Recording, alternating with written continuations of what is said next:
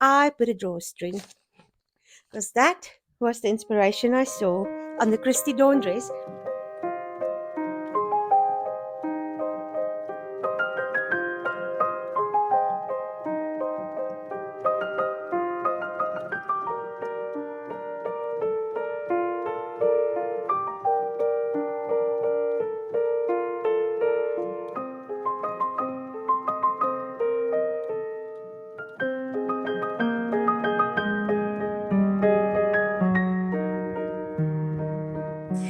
So this pattern has been cut out on my fabric. This is a shower curtain that my friend got me, and it's 100% cotton, and I love that print. When I pack my patterns away, I like to fold my envelope in like that, because otherwise this part tears off. So this is the McCalls 8035. I've looked at it tagged in different photos on Instagram, and I found that firstly, the sleeve is very much off the shoulder, and that's something I don't like, so I changed my pattern and I went in about 1.5 centimeters on the shoulder, starting from under the arm going up. Another thing that I saw is when people had it on, it made like a bulkier under their arms, so I did on my pattern, I did go up a little bit. I also widened the skirt. The skirt it does widen up a bit, but it's not a lot, so I widened it quite a little bit more, and then I'm putting a frill, but my frill, so like BBB, but my frill is much longer. So I want this dress to end about there, but I didn't want the plain version, I wanted a frill onto it. I've used View A sleeve and didn't do the peplin. And I'm going to see from there what happens. For the frill, because it was a shower curtain, it's got a hem already. And I've decided to just use that hem. So I need to just iron that flat. And then I've unpicked the side hem, and I need to iron that flat as well. This is my drawstring. The pattern has elastic, but I want a drawstring. So I need to iron this. So it's ready to put in. And then I've decided not to use facings, I'm using bias binding, because I like bias binding more than facing.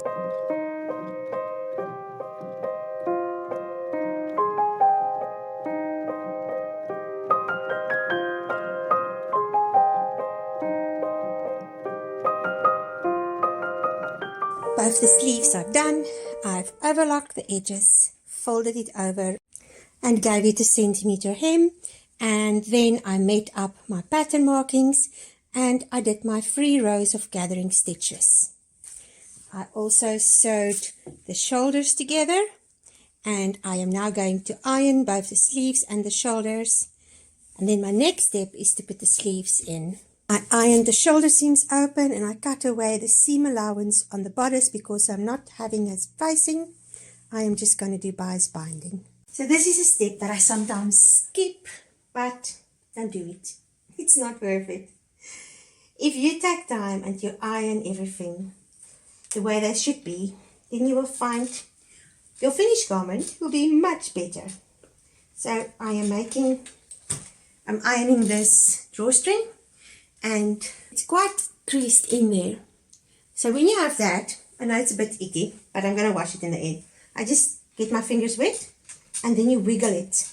I wiggle it, and then my seam comes out, and then I press it, and then I go to the next one, and this way you don't have your drawstring folding in like that, where you end up with half a drawstring because everything is in the seam. With bias binding, I put my fabric that I am working on at the bottom and the bias binding on the top, and then as I work I just pull the bias binding. Because it's a cross over top, they do gape sometimes, so I like to pull my bias binding quite a lot, so it pulls it in a little bit, and that way it doesn't gape then. That's the theory, and usually it works, but sometimes it doesn't, so let's hope for the best. With cotton it's easy because it doesn't move around, but if you do any slippery fabric, I would advise you to use pins. I'm now going to iron it flat and fold it over.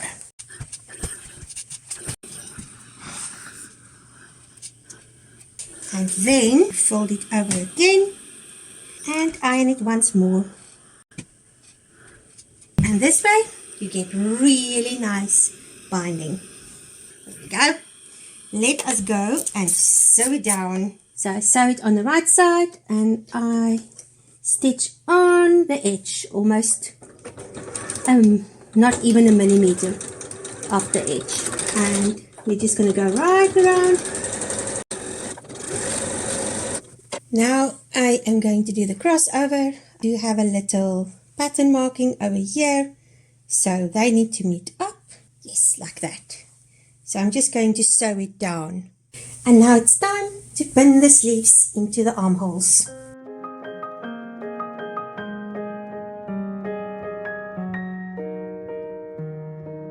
I don't like it. Look at that. That is the thing that I try to avert by changing the pattern. And it's still massive. I mean, it can still go in about a centimeter. That's why I make my own patterns. Okay, I'm just gonna cut off the excess. I've unpicked the sleeves. And this is actually not bad, because now I can fix the shoulders that runs down like that. I really don't understand why they make that angle so much. So I'm just going to make it more straight by sewing from there up and meeting it there. The only person I've ever seen with shoulders that stoop so much was Elizabeth Taylor in the 60s, 50s and 60s. So now I will unpick that part and then put the sleeve back in. So the shoulder seam now looks like that. And I've sewn in the sleeve, and now I'm going to do the other side. I am now going to do all the gathering stitches for the frill. How to gather. So there's a lot of theories out there, but the thing that I find work the best is you pull it up tight. You literally just keep on moving until they're all up on one heat, and then you even it out. This way you get really even gathering stitches. Because there's nothing like when you finish and you look at it and there's like clumps of gathering at certain parts. I hate that. So this way it doesn't happen. I'm now going to put it all up to the middle, and I started on the one side, and now I will put it from the other side, and then when they're all clumped up, then I will start easing it out to fit my skirt. I've done it like this now, and I'm just going to put it aside and finish the top part of the skirt, and then I will ease this in on the skirt. The pattern did not have pockets, so I just cut a pocket, and I am now going to sew it on the side seam and then overlap the side seam, put it all together, and then I can do the frill onto this part. Pockets are on the sides. I'm now going to overlock the sides and then sew it all together. I've decided to put the skirt part onto the bodice first before I put the frill on at the end. And I will put the skirt part onto the bodice, then add the casing for where the drawstring is going to go, and finish this part of the dress, and then I will add the frill at the end.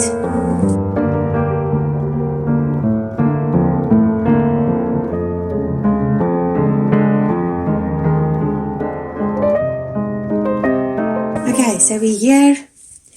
The shoulders are still wide, but I'm just going to leave them. I might put a little elastic in the back and the neck just to pull it in a little bit. And for the rest, I like it. And then the pockets are a bit low, but that's not the end of the world. I can live with that. And then I need to put my drawstring in and put the frill at the bottom.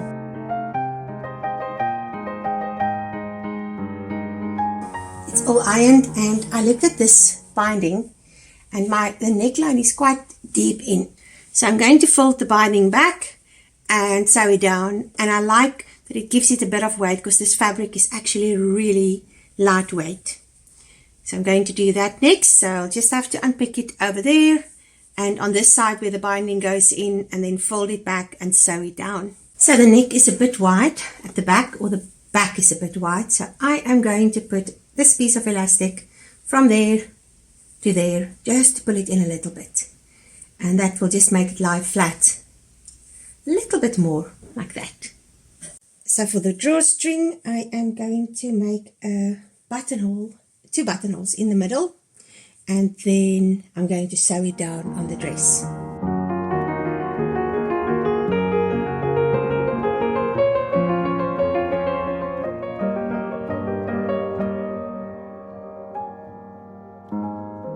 So before you put your drawstring casing down, you put your drawstring in and make sure you don't twist it, because that is a big mission afterwards.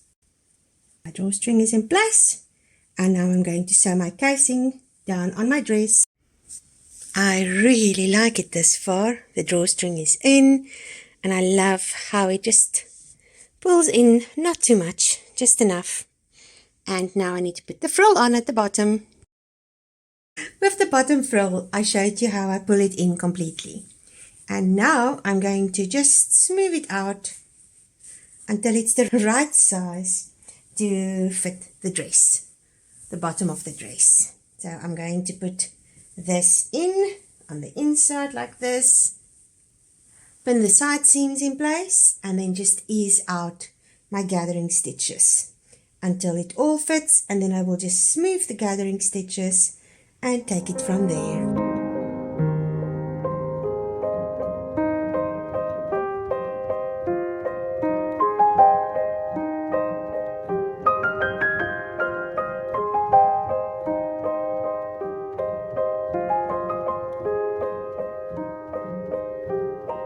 Let's go see, did I make my dream dress, or is this a dot? I think this gives that Kristy Dawn look that I'm looking for. It's a bit long, but I like it. It is too long. I'm going to make it shorter. But overall, I am happy with this. So instead of overlocking, I just folded the fabric of the top skirt part over the raw edge, and I am now going to sew it down like that. I think that little detail will just be pretty. So it's too long. The first thing I did is, like I showed you, I encased the edge of the frill into the dress part or the skirt part, and then just sewed it down. So it looks like that. It's still too long, but the pockets are a bit low. I also would like a few more gatherings at the top, and this is cut A-line, this top skirt. So I'm going to unpick it here and then cut it about that much shorter, put the gathers again, and then just sew this part down. And that should also put my pockets at the right height, because at the moment they are a bit low, actually quite a lot low, and I'm not going to redo the pockets. So the dress in essence is done, but I messed up. I didn't measure it properly. I was just winging it, you know, living on the edge and all of that. And now I'm paying the price. And this is where you have to remember, your quick unpick or your cutter or whatever you use to unpick, it's your friend. And sometimes your friends are a pain in the butt. It's still your friend. Let's do some unpicking.